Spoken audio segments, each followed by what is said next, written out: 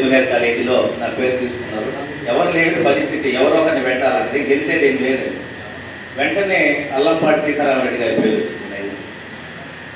ఆయన వెంటనే మా ఇంటికి వచ్చాడు ఆవేశం. నేను చాలా చిన్నపిల్లోడిని, ఇట్లాంటి వాడిని. బాబు నువ్వు ఎమ్మెల్యేగా నిలబడాలనుకుంటున్నావట, నాకు ఒక అవకాశం వచ్చింది, నువ్వు నాకు సపోర్ట్ చేయన్నాడు. అన్న నాకు ఛార్జీకే డబ్బులు లేదు, కారు పెట్టుకోవడానికి అంతకన్నా లేదు, మీలాంటి వాళ్ళు వస్తే మీ వెనకాల తిరిగి ఏమైనా చేయడానికి మేము సిద్ధంగా ఉన్నామని చెప్తే ఆయన ఎమ్మెల్యేగా కంటెస్ట్ చేయడం, ఆయన వెనకాల మేమందరం నియోజకవర్గం అంతా తిరిగి, అప్పుడు కొంచెం మంచి బెస్ట్ స్పీకర్ అనే పేరు ఉండేది నాకు. అందువల్ల ఆయన వెనకాలే ఉండి ఆ అల్లంపాటి వారి కుటుంబంతో అత్యంత సన్నిహితం ఏర్పడినప్పుడు ఈ కాలేజీకి స్కూల్కి తీసుకొచ్చి ఇట్లా మా అందరు పరిచయం చేస్తుంది.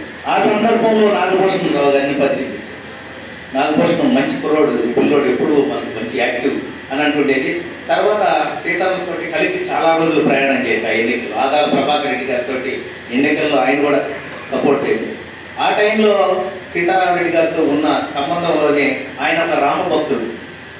ఎప్పుడు హరే రామ నామనామ సంకీర్తన చేసి ఇంట్లో ఇల్లే దేవాలయం అయింది.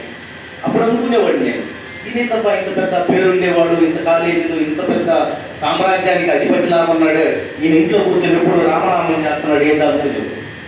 ఆ సందర్భంలోనే ఎలా అయిందో నేను ఒక దేవాలయాన్ని నిర్మాణం చేశాను. 28 సంవత్సరాలు ఒక శక్తి సాయిబాబా మందిరాన్ని నిర్మాణం చేసి ఒక ఆశ్రమం లాగా తయారు చేసి ఆయనలాగా నేను కూడా కొన్ని సేవా కార్యక్రమాలు చేస్తుంటే ఆయన అక్కడికి వచ్చి మీరందరూ ఈయన చూసి నేర్చుకోండి అని చెప్తుండేది వీళ్ళందరూ.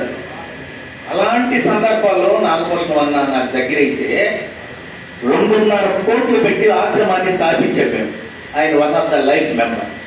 ఆయన డైరెక్షన్, ఆయన ప్లానింగ్, ఆయన డిజైన్, ఆయన డెసిషన్